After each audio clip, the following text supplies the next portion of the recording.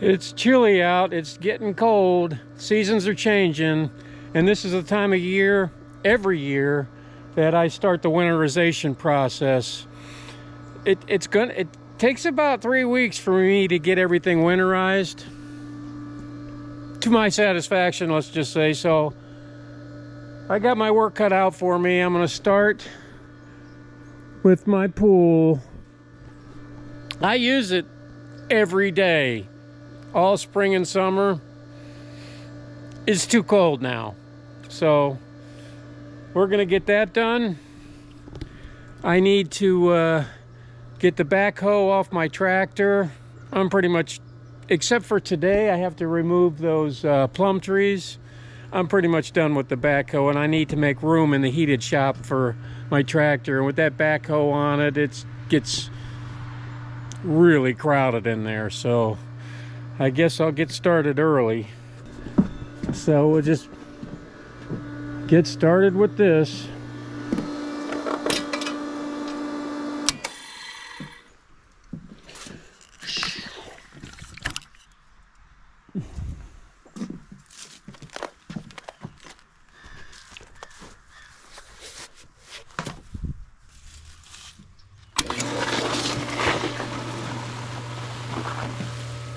We'll give it a nice backwash and clean the sand out, and then I'll have to crawl under there and get muddy to drain it.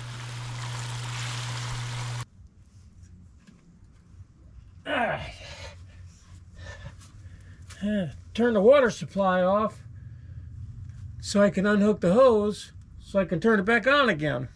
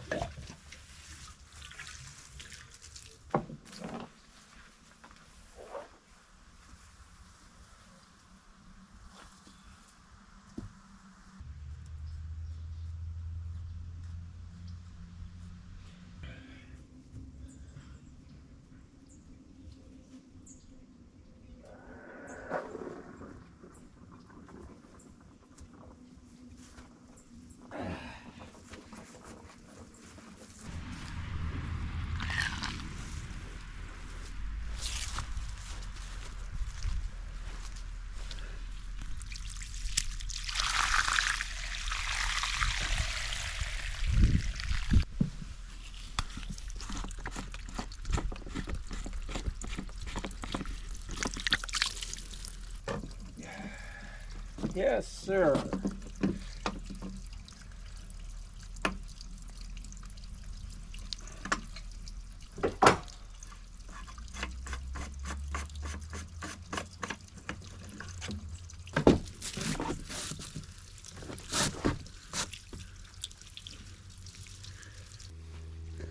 You can see why you have to do this before the ground freezes. Otherwise, yeah, you'd have to contend with the ice rink all winter. So this should drain out real nice. Because we have the sandy soil, it won't puddle up. It'll just sink right in. So now we got to get the tractor in here. And we have to get these trees out of here. You know, looking at it, I don't think I need a backhoe to get these trees out of here. They'll probably, this soil is pretty sandy here in the garden for these plum trees that Candy trimmed up. And you can see how these wild plum trees, they just sucker everywhere. That's what these are, plum trees. And that's going to take up valuable garden space if we allow that to continue. So we relocated these plum trees here. They died. They came back to life. Candy nourished them back to life. And now she wants them pulled out of here again. that's part of gardening. You know, you experiment, you see what works, you see what doesn't work, and then you go with it. And that's what gives you experience. And that's why you ask old people questions, because chances are they've probably done it.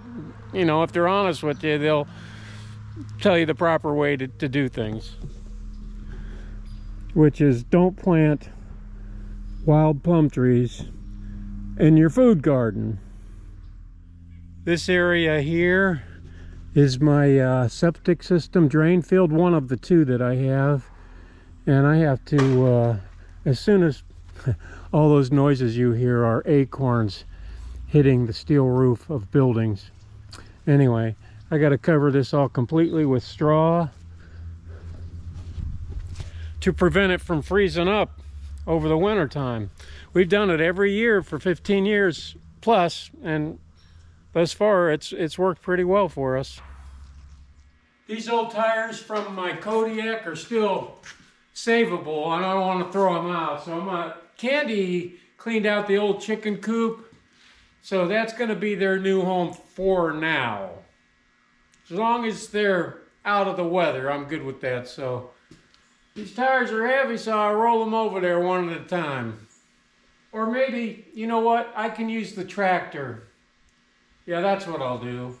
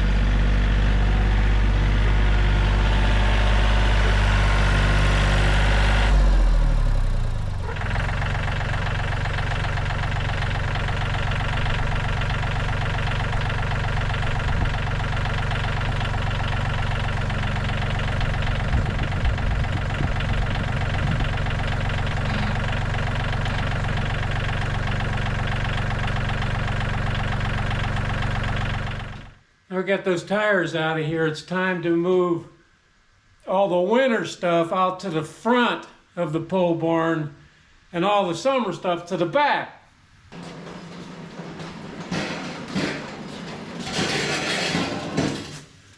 Plus, I need to service the snowblower, change the oil and stuff in it, check the tire pressure, all that kind of stuff.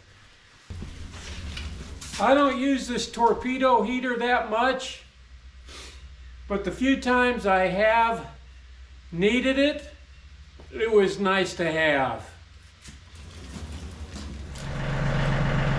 This is the back seat to my Kodiak that I took out from the Adventure Mobile. We want to save it too.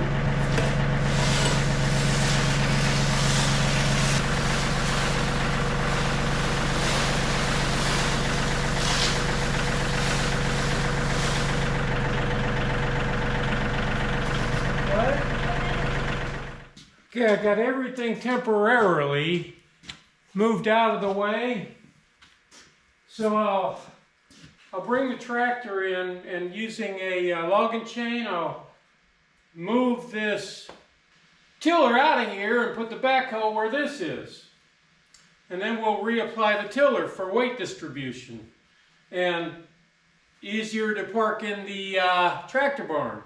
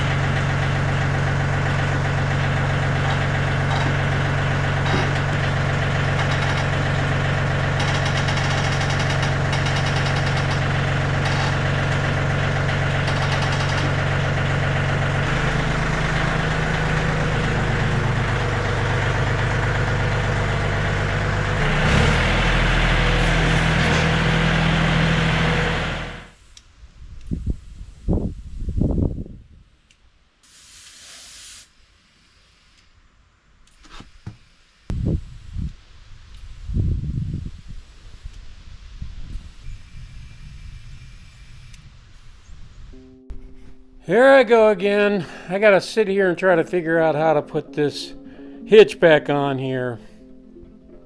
It's not like I do it every year. Sometimes it's every couple of years, sometimes it's every 3 years, so I'm not really schooled up on it, let's just say.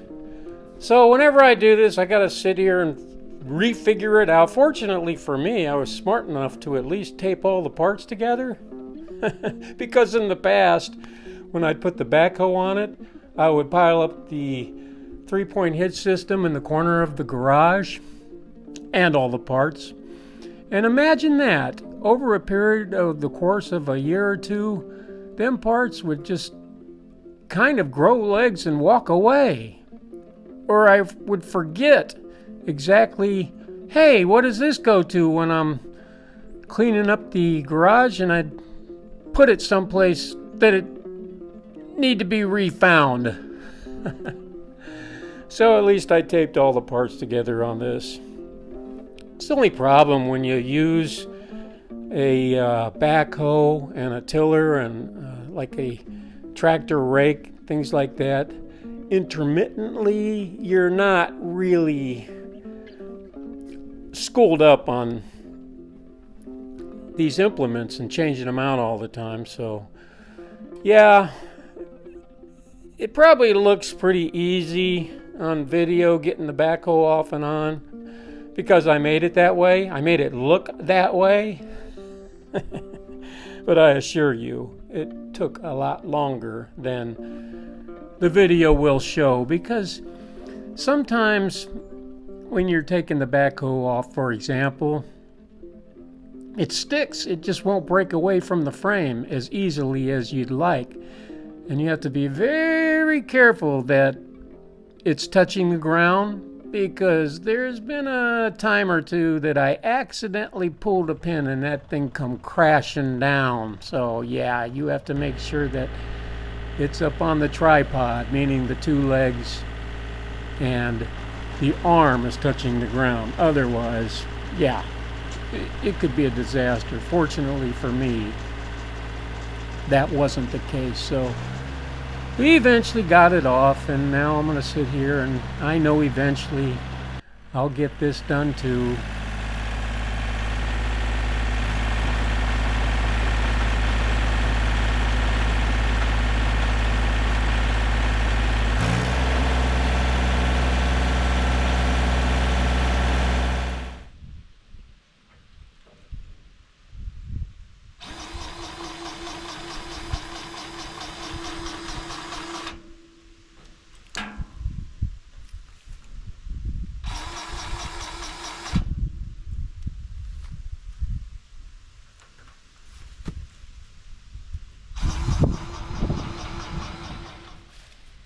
As you know, I already pulled up all my big tomato plants in that vacated area.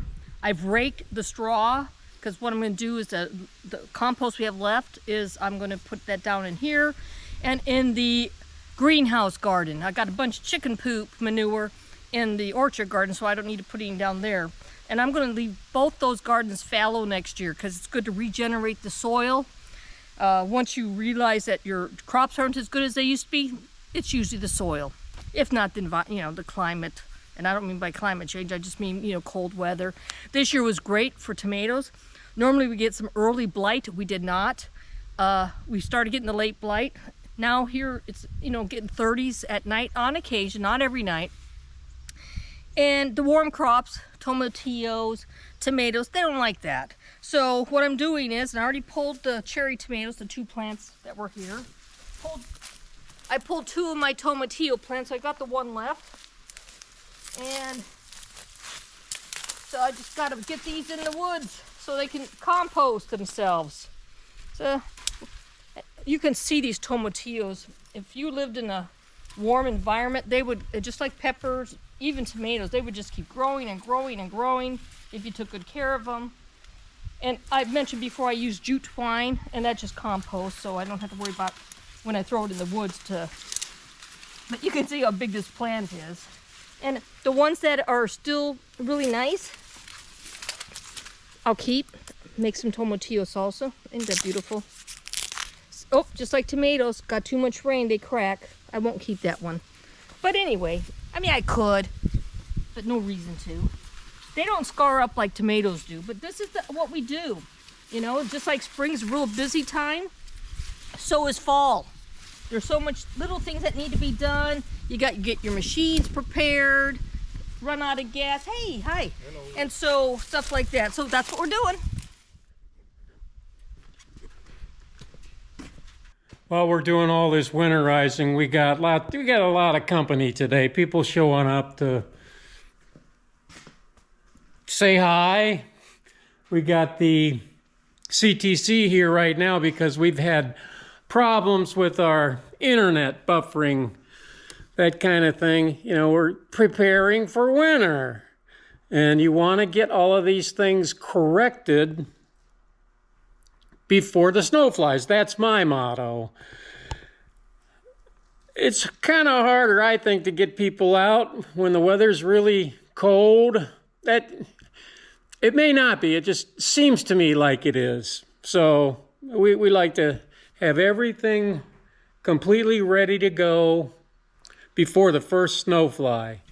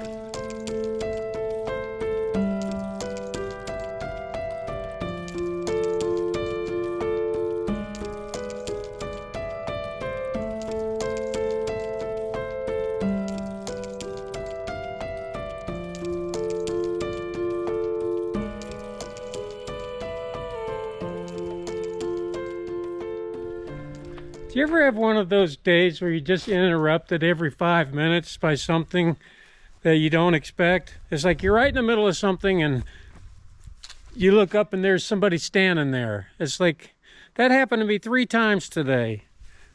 Yeah. Anyway, hi honey. I see you got your tomatillos. Yeah. Here she is. It's the end of the season, as you can see. And the thing we like about living in Minnesota is we have the 4 seasons. And there's a reprieve in the winter where we can just relax, enjoy ourselves.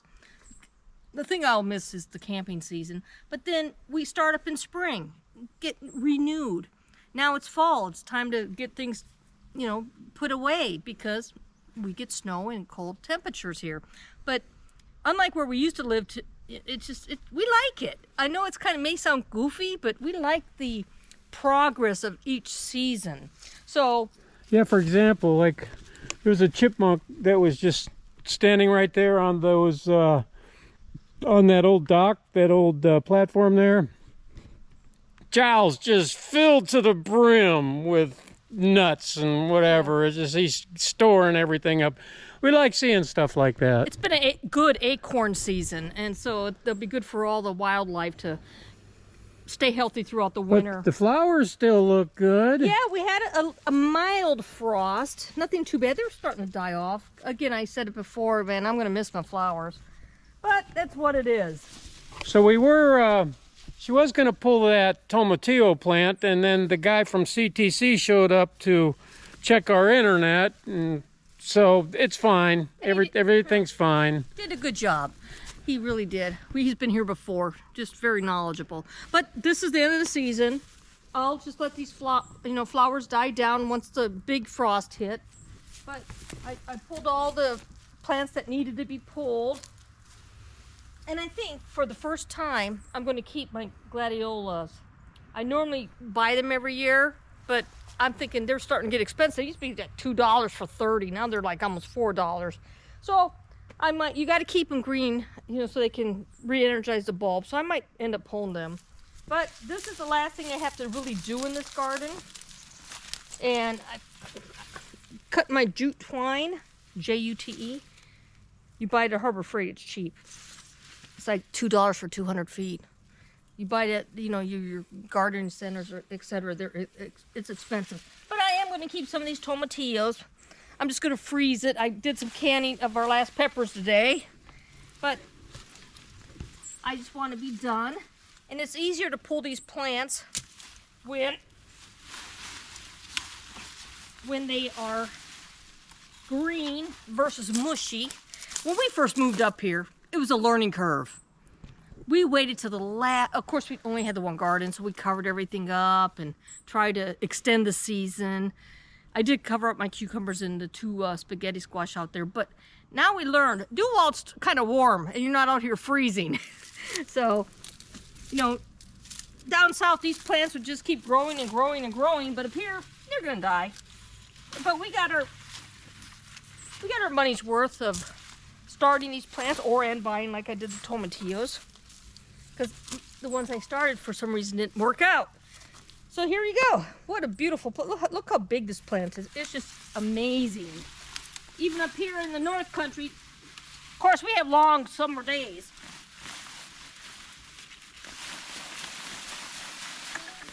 Trying to save all the soil, but what I'm doing is, this year, I'm gonna put the rest of the compost down in this garden, and then also the greenhouse garden, and get them re-energized. So all those tomatillos are on the ground, they're ripe. So I'll get those. I'm not gonna worry about what's on the plant. And it's just the end of the season, stuff to do. You got the pool, you got the septic that we gotta cover, you know, get the machines, you know, winterized. Yeah, I gotta winterize the boat, both tractors, all the small, you know, lawnmowers and things like that. I just stable them, run the carburetors out of gas, the typical thing. Yeah. But you see, there he is. See him? He's got a whole jowl full of. Look at that. Going to his nest. They usually nest in our wood pile, and that's something else we have to do. I cleared up most of the porch. We got to put up the wood on the porch. And again, we've learned our lesson. Do it while it's warm and your hands aren't freezing and Jesse's beard ain't full of frost. All right, we're gonna call this part 1 because there's just no way that I could finish this in one part. So we'll pick up the rest of the winterization in the next video or 2. Somewhere down there. So, well, see you later. Say see you later.